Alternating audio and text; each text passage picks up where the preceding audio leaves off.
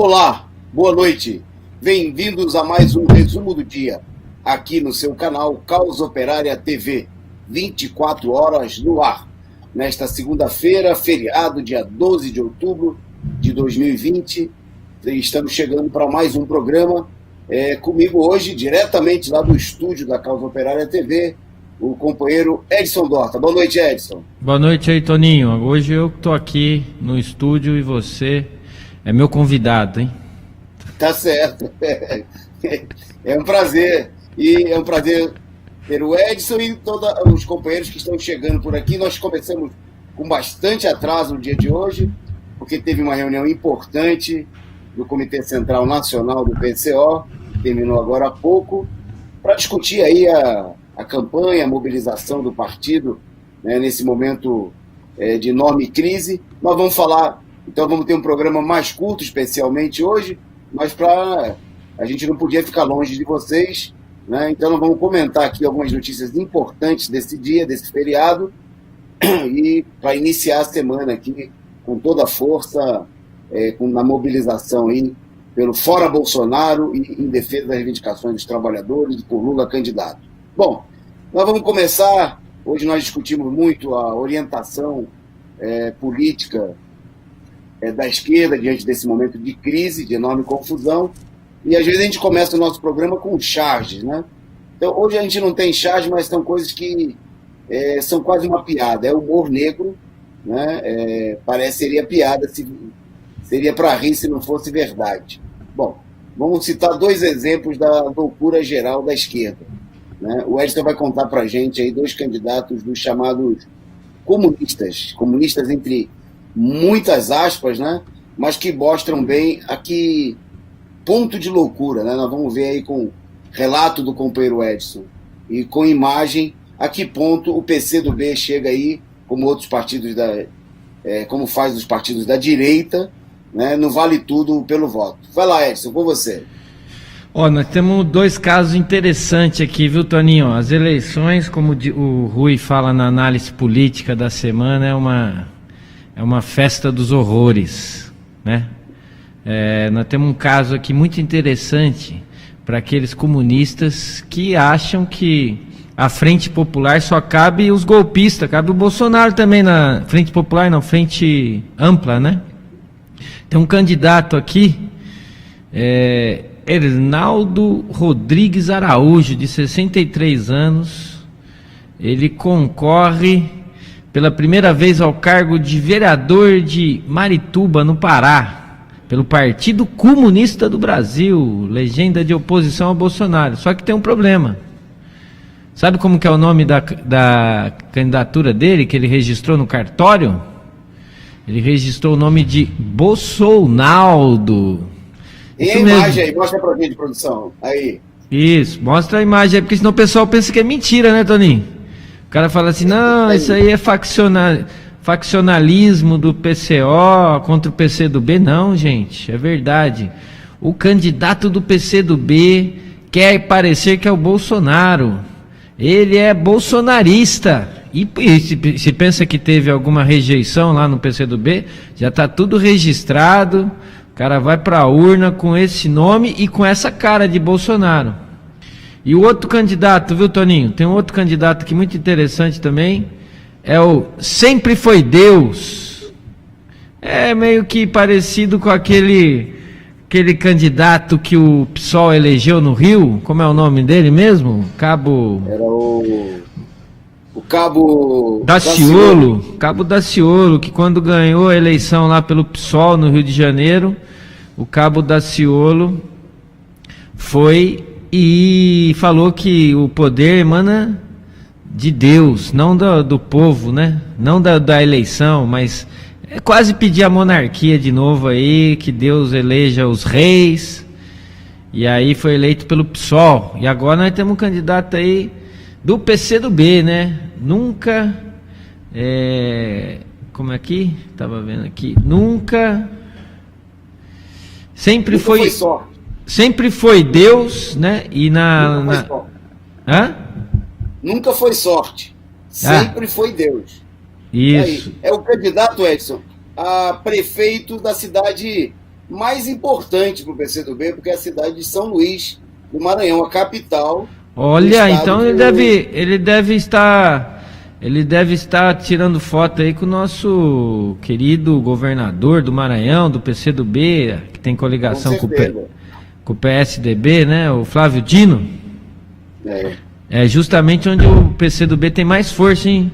Acho que deve ser por causa de Deus, não é não, Toninho? Se eu acreditasse em Deus, eu ia falar para você não botar Deus no meio, né?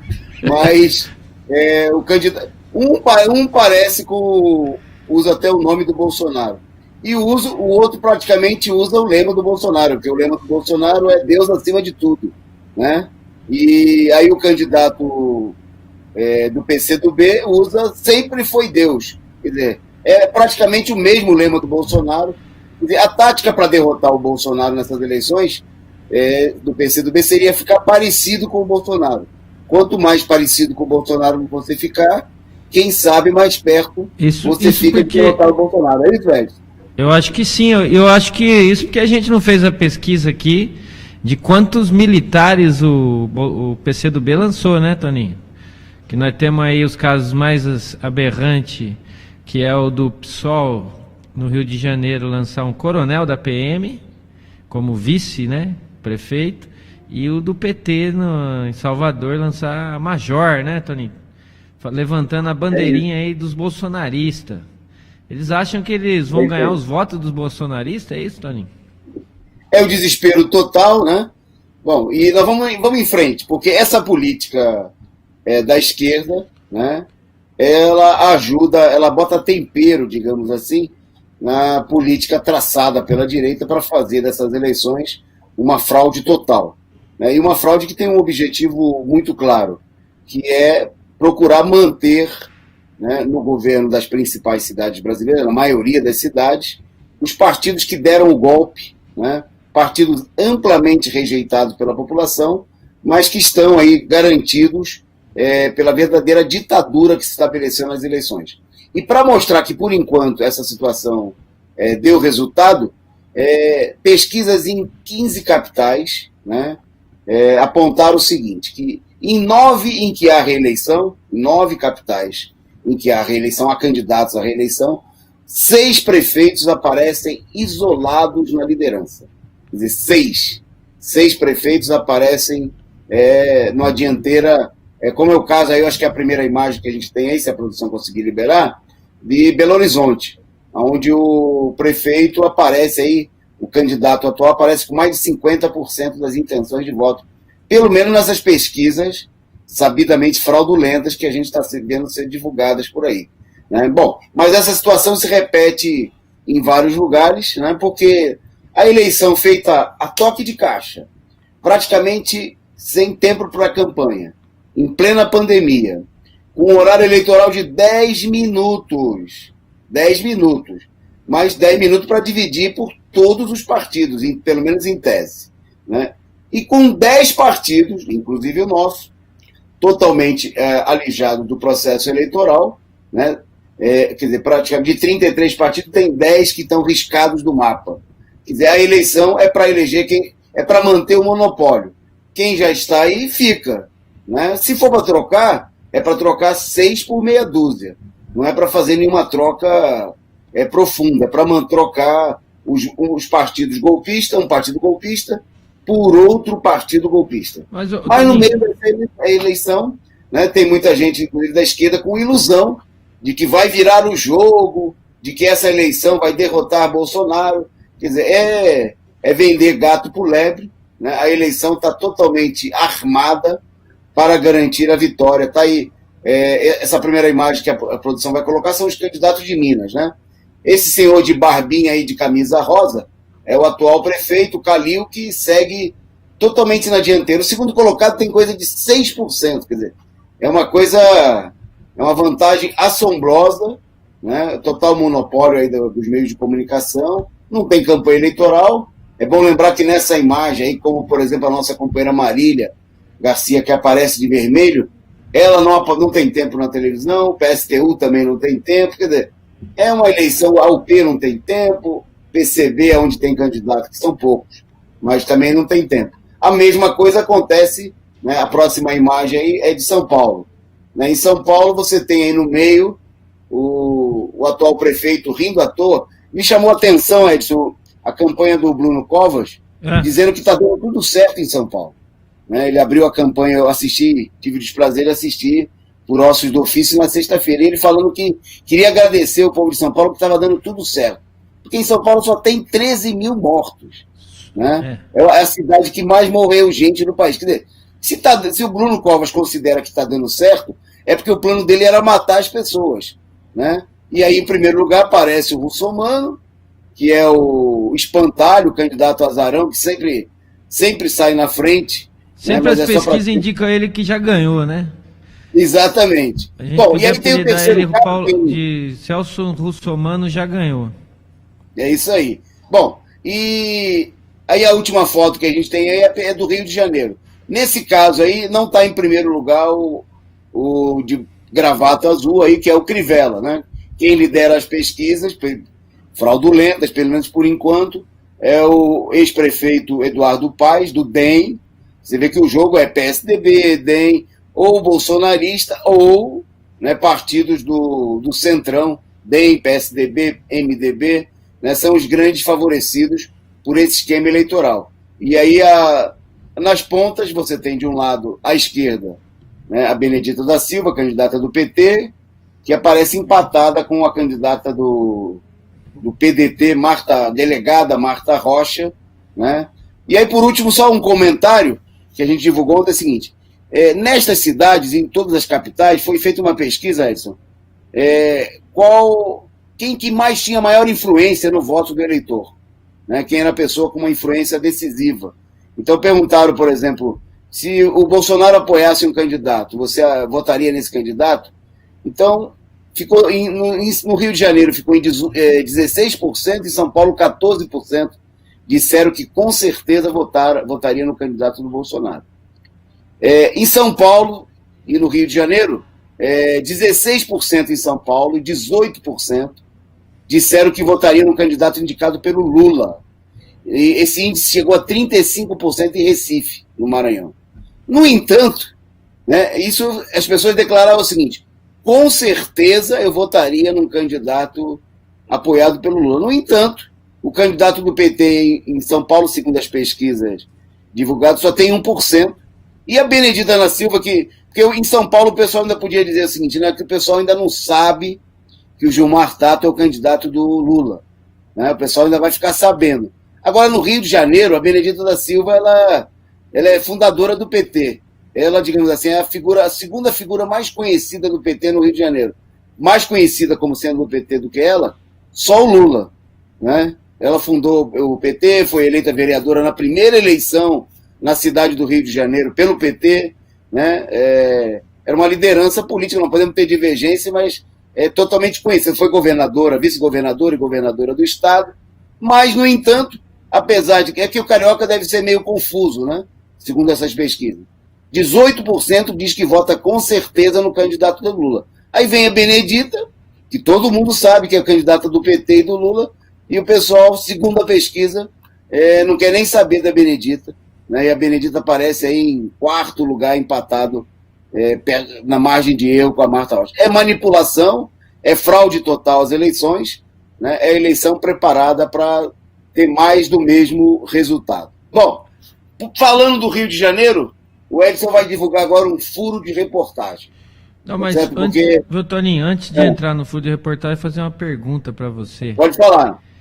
Eu sou funcionário público, você é funcionário público, nós somos candidatos a prefeito. A gente teve que se descompatibilizar dos cargos, né? Ah, verdade. E os prefeitos não precisam descompatibilizar, é isso mesmo? Não precisa, pode continuar aparecendo na televisão, fingindo que está inaugurando obras. O Covas deveria inaugurar Covas, né? Covas ele não inaugura, mas ele finge aí, aparece falando dos problemas da cidade, que ele finge que está resolvendo, que ele não resolveu, e acontece a mesma coisa com os outros prefeitos. Você não pode entregar carta, porque você supostamente poderia estar usando o seu cargo para aliciar votos. Eu não posso dar aulas, porque também poderia estar cometendo um crime. Mas o prefeito, ele segue aí, né, à frente do mandato, usando do cargo, da publicidade da prefeitura, para fazer campanha. Assim também, né, Outro jogar... aspecto da democracia. É que nem um time jogar com o outro de pé e mão amarrado, né? Isso aí dá para ganhar de goleada. Bom, vamos entrar então na notícia aqui. Vai lá. Rio de Janeiro. Essa aqui é nova, hein, Toninho? Já temos a vacina no Rio de Janeiro contra o Covid. Só que tem um problema. Ela é falsificada. Os capitalistas já estão vendendo vacina para o povo no Rio de Janeiro. Dizendo que a vacina é de Oxford, né? Que como é lá da Inglaterra, o pessoal dá mais credibilidade, né? Só que a Anvisa, Agência Nacional de Vigilância Sanitária, já emitiu um alerta aí dizendo que essa comercialização dessa vacina é irregular, que não tem nenhuma vacina ainda oficial que possa ser disponibilizada para o povo, muito menos lá no Rio de Janeiro, né? E o negócio está pegando fogo. Começou a ser comercializada a partir do dia 25 de setembro. Tem gente já tomando essa vacina aí, viu, Toninho? Tá aparecendo também na época, lembra do teste? Quando começou a surgir os testes, né? De tudo quanto é jeito, os capitalistas utilizam aí a pandemia para ganhar mais dinheiro, explorar o povo, enganar a população, usando aí desses artifícios. Agora é a questão da vacina. Olha só, já temos vacina e já é falsificada. Essa é a vacina que... Será que os governadores científicos prometeu para o povo? É a onda da falsificação. Tem eleição falsa, fraudulenta, né? Por que não vacina falsa, né? O pessoal aproveitando para ganhar um din-din aí às custas do povo, vendendo vacina que não tem, que de fato não existe, né?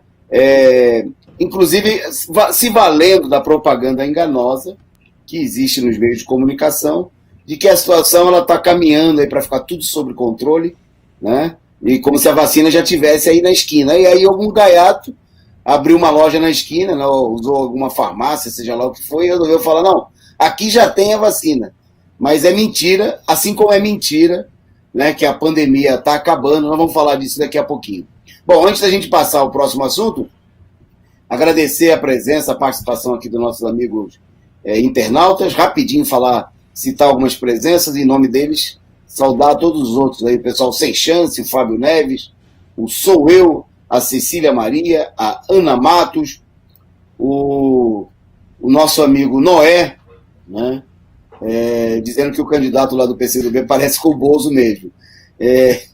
Ana Matos dizendo que é inacreditável, o Carlos Santos dizendo que são os candidatos do movimento 65. Se tirar um, fica movimento 64, aí fica bem de acordo, né? Boa noite para a nossa companheira Ângela Silva, o Luiz Gonzaga, né, mandando o seu boa noite aqui para a gente. Agradecer ao nosso amigo Para Que Postar, só tendo Face, que mandou o seu superchat, a sua contribuição, e mandou também uma mensagem, né? Denunciar esta urna eletrônica, uma fraude dentre tantas outras. É verdade. E ainda estão estudando, amanhã nós vamos falar disso, uma mutreta que é para poder votar com celular, né?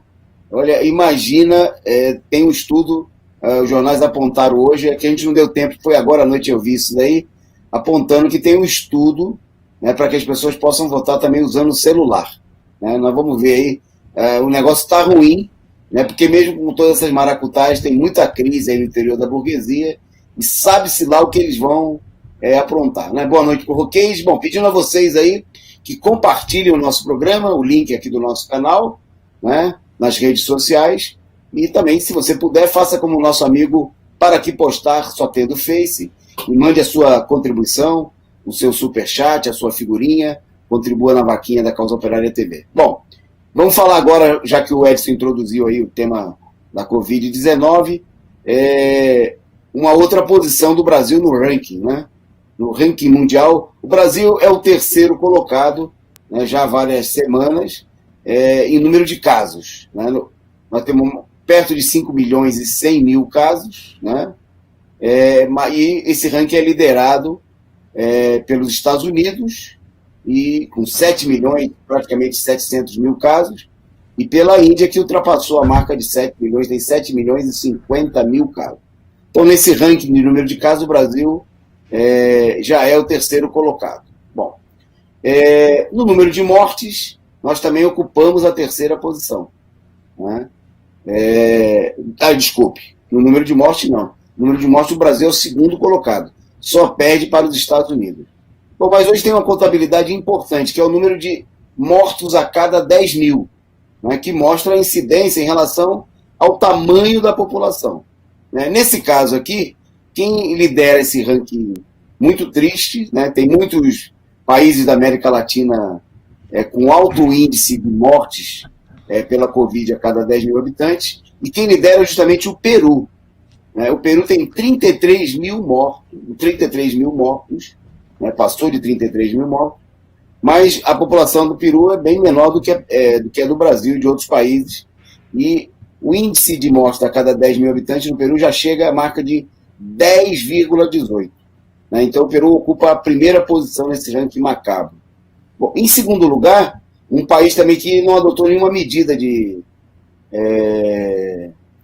cerceamento, aí como é que se diz, de confinamento, de restrição, né, da movimentação das pessoas, a Bélgica. Né? E a Bélgica alcançou a marca de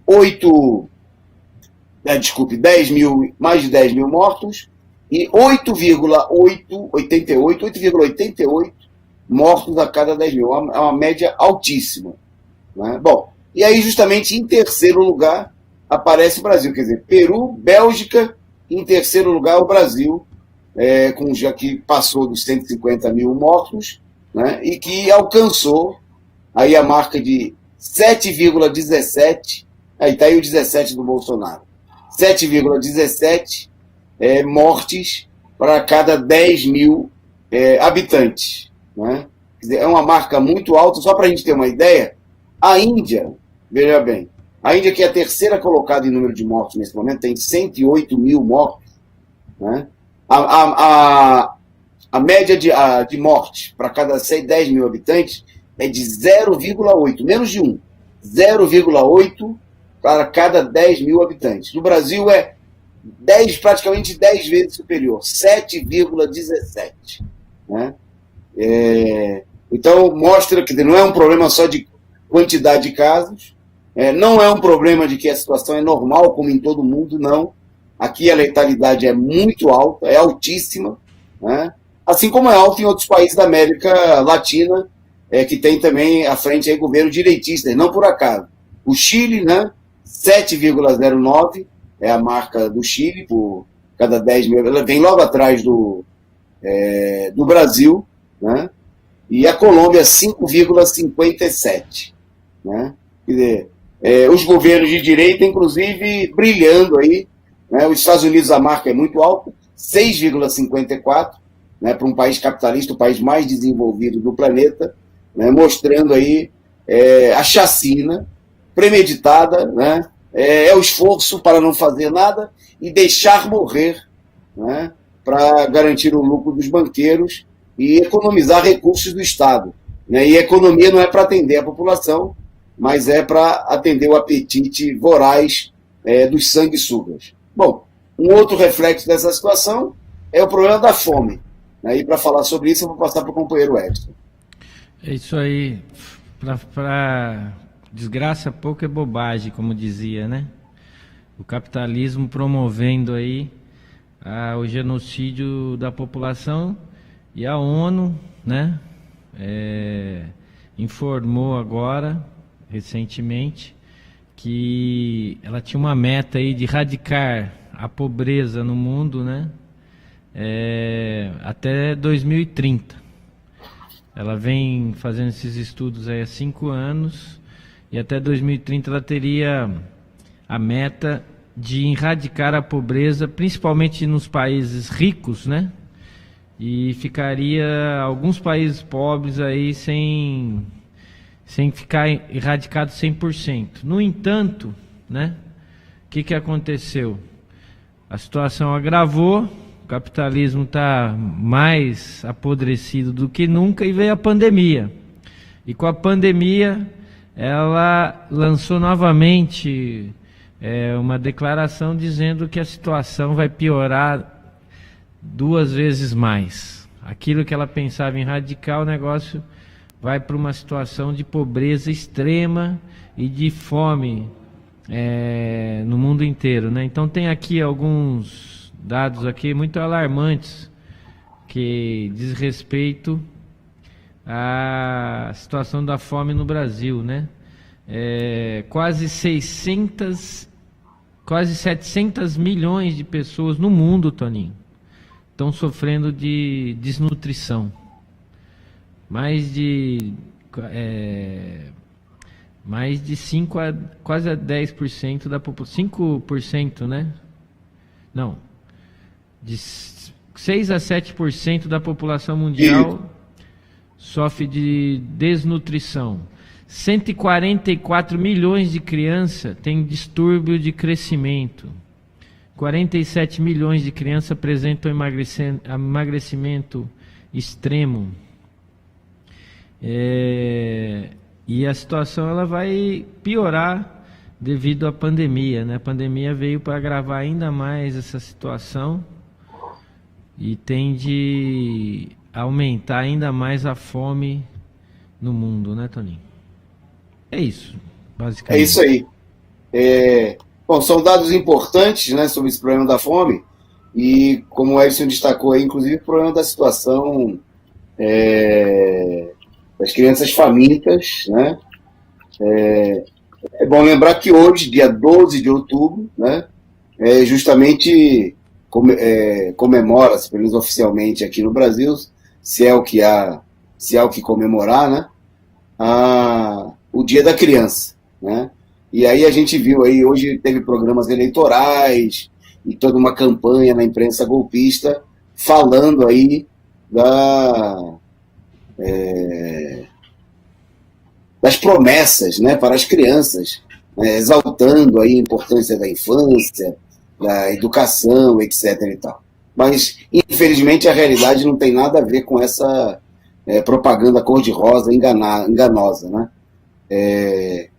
Dados divulgados pelo Marco Legal da Primeira Infância mostra que 47,6% das crianças com até 5 anos no Brasil vivem em casas pobres, onde a renda mensal não chega a meio salário mínimo por pessoa, né? São situações que estão colocadas aí, colocam as crianças, só para a gente lembrar, a ONU, por exemplo, considera que a pessoa está abaixo da linha de pobreza, de miserabilidade, já pobreza extrema, quando ela ganha menos do que 1,9 dólares por dia, né? O equivalente mais ou menos a R$10 por dia, né? Teria que ser a renda para a pessoa, acima disso a pessoa teria fugido da miséria extrema, né? Não é que está bem, pelo contrário. Bom, e a gente sabe que a renda, o que acontece? Você tem 80% da população brasileira, né, ganhando aí até 2 salários mínimos, 80% dos que têm alguma renda nesse momento, que são milhões, dezenas de milhões de desempregados. É óbvio que você tem a imensa maioria do povo brasileiro, como é o caso aí de 47% das crianças, vivendo em casas que não têm essa renda, estão numa linha de miserabilidade, né, de extrema fome, e a demagogia hoje, as promessas nas eleições não são mais do que isso. Promessas, né, Edson? Eu acho que você aí, o pessoal já deve ter feito aí para você nessas entrevistas aquela pergunta: candidato, o que você vai fazer, né, no seu mandato? O que você promete para a população na área da saúde, né? Eles deviam perguntar aí, isso, né? O que você promete, né? E é só promessa. Tá cheio de canalhas por aí, né? Canalhas da direita e imitadores, infelizmente, da esquerda, que saem fazendo promessas. Como todo mundo sabe que nós vamos ter nesse ano aqui uma queda de mais de 9% do PIB, né? Os orçamentos públicos eles estão sendo dilapidados, né? E a política desses abutres que estão na eleição aí e que vão conquistar a maioria das câmaras de vereadores, a maioria das prefeituras, continuar distribuindo dinheiro para os banqueiros, né, para os grandes monopólios capitalistas, e que se dane o povo que se exploda. Né? Mas hoje foi dia de fazer demagogia com as crianças, né? Cada semana aí a demagogia vai mudando. O pessoal, nós destacamos ontem no resumo da semana, que em São Paulo, só para você ter uma ideia, todos os candidatos prometeram auxílio emergencial na cidade de São Paulo a partir de janeiro.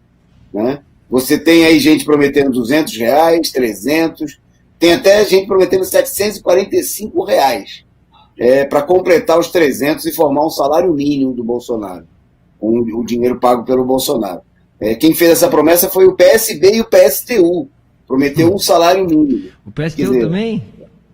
O PSTU também, que tem grande chance de ganhar, com 0% na pesquisa, né, de intenção de voto, né, a chance pode prometer, né, que é uma avacalhação. Né? Eu queria destacar que, obviamente, nós do PCO, nós não prometemos nada, nós dissemos para o povo que é preciso lutar, porque o que vem por aí é chumbo grosso, né? E por detrás de toda essa falcatrua das eleições, demagogia com as crianças. Se não houver luta no próximo período, nós vamos ter um imenso aumento da fome, inclusive como está prevendo aí a ONU, como destacou o companheiro Edson. Bom, nós vamos em frente. Agora vamos contar mais uma. O Edson hoje está cheio de contar casos aí, né? E veja, esse dado que o Edson vai contar agora é importante para a gente perceber a diferença, né, do Brasil com outros países.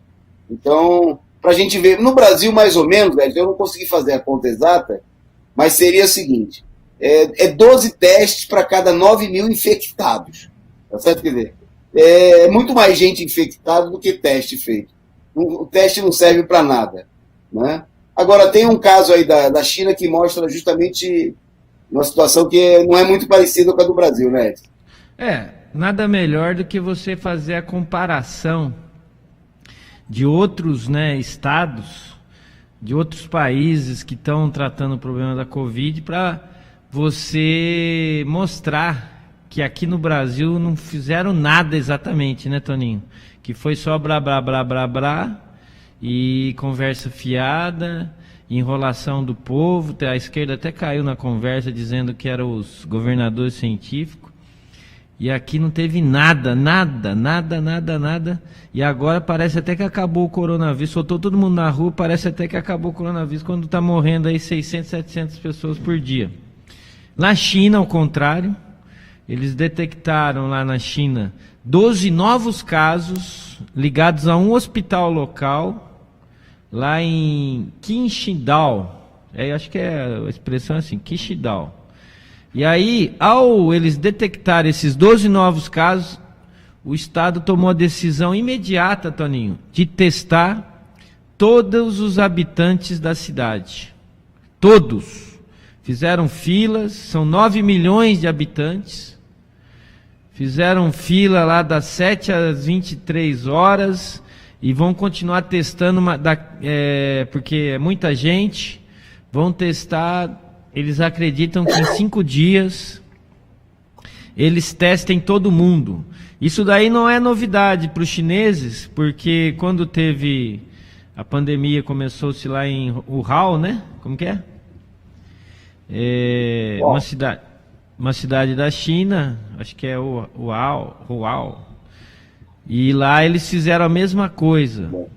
Eles testaram todo mundo. E logo controlou-se, né, a pandemia na China, medidas de segurança, construíram hospitais só para o tratamento do Covid em tempo recorde, e testes para todo mundo, etc. Mostra aí que a diferença, né, a diferença de que, não que...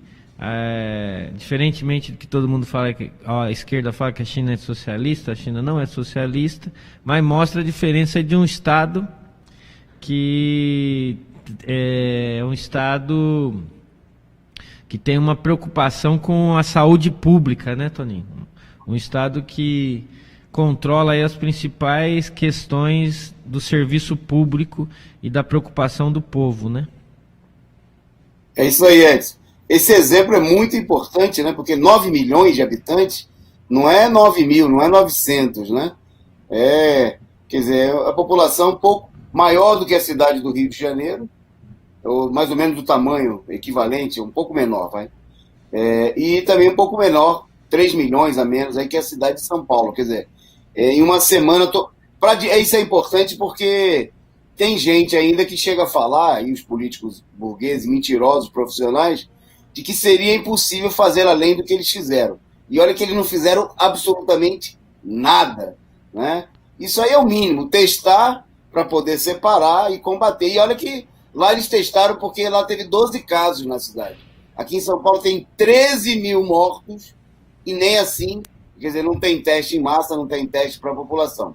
Eu vou dar um outro exemplo, Edson, que eu achei muito importante, que eu ouvi hoje, e você que é um amante do esporte, né, que é um esportista, que é comentarista do nosso programa de esporte na Zona do Agrião, e que foi o caso da NBA lá, o principal torneio de basquete do mundo, né? Eles, para realizar o torneio, eles isolaram... Fizeram uma bolha. Numa bolha, durante 3 meses, né? Mais de 6 mil pessoas. Todos os times que estavam envolvidos, cerca de 40 pessoas por cada equipe, imprensa, todo mundo que ia de alguma maneira trabalhar no torneio, né? O pessoal que, desde o mês de julho, né, ficou isolado lá nos resorts de Orlando, da Disney, e eles promoveram, veja só, nesse lugar, todo mundo era testado todo dia, tá certo? E o contato com o mundo exterior, por exemplo, fornecedores que iam levar alguma coisa, alguns funcionários que saíam, né, desses locais onde eles trabalhavam, nesses hotéis, o controle era ultra rigoroso. Bom, aí o resultado foi o seguinte, o balanço, ontem terminou o torneio, né, com a vitória dos Lakers, e ao longo de todo esse processo foram 16 testes positivos, 16 pessoas tiveram a Covid. Quer dizer, o que mostra que o isolamento feito com eficiência, com testes, com dispêndio de recursos, tudo aquilo que os capitalistas não querem fazer, fizeram aí porque era o interesse comercial, né? É um investimento, não deixar... Você vê aqui no Brasil, nem no caso do futebol, né, e você pode até falar sobre isso, não tem nada nem parecido, né? Porque o pessoal está falando em... Não teve o caso do Flamengo, tem né? alguma coisa parecida no futebol aqui no Brasil? Teve o caso recente do Flamengo que tinha 19 jogadores que foram testados Covid, e aí, mesmo assim, o nosso Tribunal Superior do Trabalho foi lá e exigiu que acontecesse o jogo pela primeira vez, o TST, né? Tribunal ilibado, tribunal que só tem juízes de gente boa, tipo o Ives Gandra Martins da Opus Dei, foi lá e definiu que o Flamengo tinha que jogar e que se os 19 não podia, ficava lá na casa deles e trazia outros jogadores. Não importa que teve contato, a semana inteira teve contato com esses que estavam com Covid, não importa que ia se relacionar com os outros jogadores do Palmeiras. Foi uma festa, Toninho. Não, vale tudo. Vale tudo. É isso aí. Teve tanta infecção no Flamengo que quase me chamaram para jogar.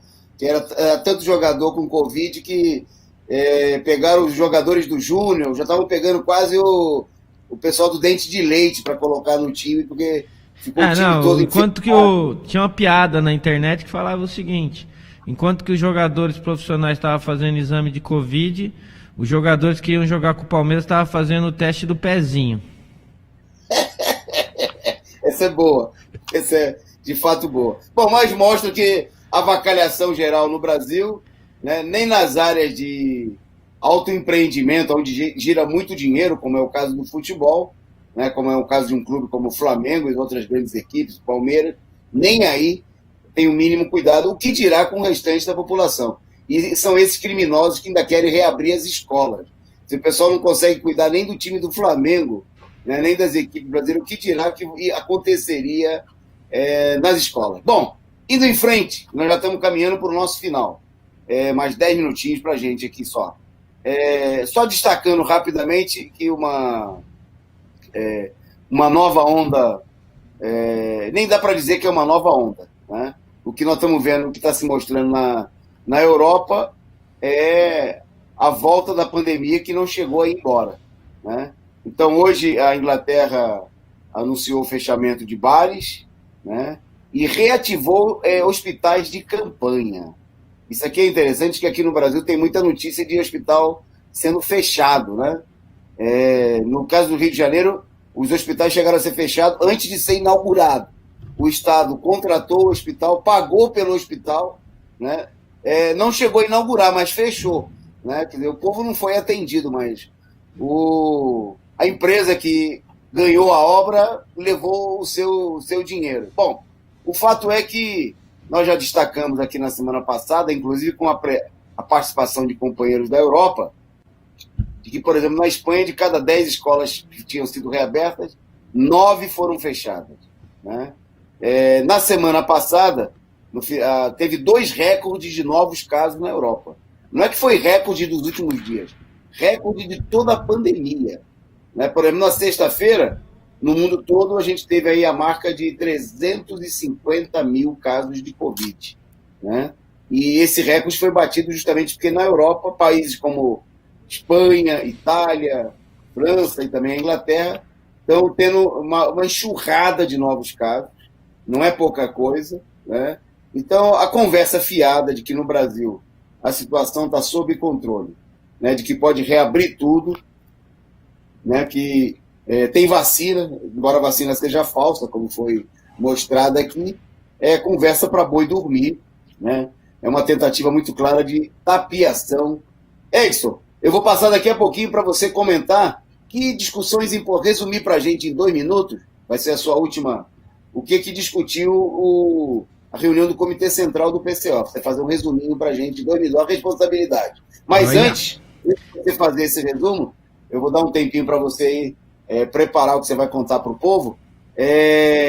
Eu queria destacar, fazer um convite aqui para os nossos amigos de São Paulo e das proximidades, que na próxima quinta-feira é dia do professor, novo dia de demagogia, né? Então, quinta-feira a gente já pode esperar que o horário eleitoral, o pessoal que acabou com a aposentadoria dos professores vai vir prometendo melhorar, né? Que todos os partidos da direita que votaram a favor do congelamento do salário dos servidores, dos professores, por mais 2 anos, já estão há 5 anos congelados, eles vão prometer de novo, vão jurar amor, vão dizer que os professores são a categoria que eles mais gostam. Vai ter gente que vai falar que a mãe é professor, que a mulher é professora, e por assim vai.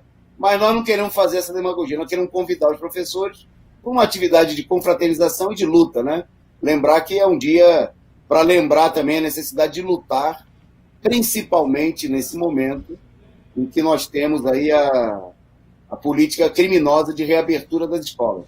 Então a produção vai colocar para a gente aí um cardzinho que tem um chamado para atividade de quinta-feira, né? Nós vamos realizar um sarau com atrações musicais, poesia, né? Os próprios professores estão convidados aí a virem, quem quiser trazer um violãozinho e cantar, apresentar a sua melodia, outro pode recitar aí uma poesia. Já tem aí professor que anunciou que vai trazer a filha para cantar, fazer uma homenagem aos professores.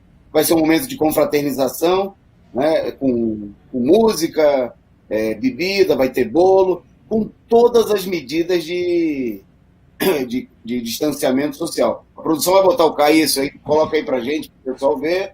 E também tem os telefones aí, se você quiser entrar em contato aí pelo telefone, pelo Zap, né, são vagas limitadas, né, porque nós vamos manter todas as medidas, as mesas vão ser separadas por grupos, né? Se houver pessoas que podem, por exemplo, grupos familiares, o pessoal pode ficar junto, mas também você pode vir sozinho. Vai ser garantido o distanciamento social, lugar muito agradável, né? E queria agradecer aos nossos companheiros do Centro Comunitário da Água Funda, que são sempre muito sensíveis, aí, participam ativamente das lutas da comunidade, né? Tiveram junto na luta contra o fechamento da escola lá no bairro, e que vão mais uma vez aí nos garantir um espaço para a gente realizar essa atividade. Então, se você quiser participar, vem aí convida aí os seus amigos, os familiares, né?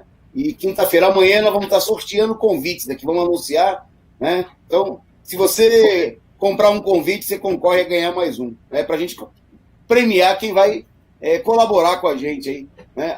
Os recursos é para manter a própria atividade e, se sobrar alguma coisinha, ajuda a impulsionar a campanha Volta às Aulas só com o fim da pandemia e com vacina, porque senão é crime, né? Então, anote aí na sua agenda, quinta-feira, 15 de outubro, às 7h30 da noite até às 10 horas, né? Uma festa, um momento de confraternização, né? E também para a gente discutir um pouquinho rapidamente a nossa luta, né? E criar fôlego aí para as batalhas que vêm por aí, que vai ser necessário uma greve contra a volta às aulas.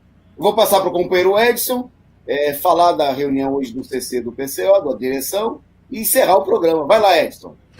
É isso aí. Eu queria aqui falar que hoje, no Dia das Crianças, né, o Partido da Causa Operária realizou uma reunião nacional da direção do partido, de vários companheiros aí de vários estados vieram para São Paulo, mais de 50 companheiros, para discutir a situação, né, da situação política do país, né, essa crise que se estabeleceu após o golpe do centro político, né, que é o DEM, PMDB, PSDB, com a crise da situação política, levou também a crise da esquerda pequeno-burguesa, que, como a gente viu aqui hoje no programa, está perdido nas eleições, com um candidato que chama até Bolsonaro, candidato PM, etc., e que mostra que a eleição vai ser aquela tungada no trabalhador, né? O trabalhador vai precisar reagir, vai precisar se organizar. E aí a reunião se tratou justamente disso, né? Que nós temos que preparar aí para que o trabalhador se organize, e justamente se organize no Partido da Causa Operária, né?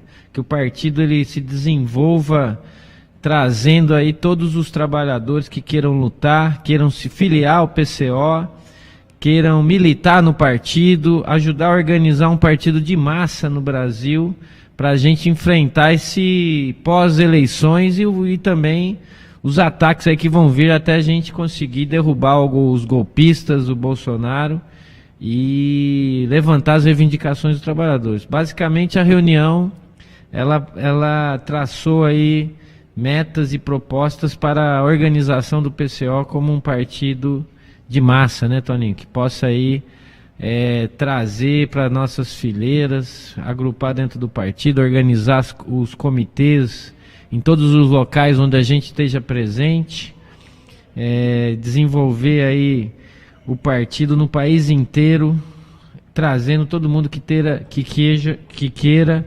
participar de um partido revolucionário, partido operário de luta no país. É isso.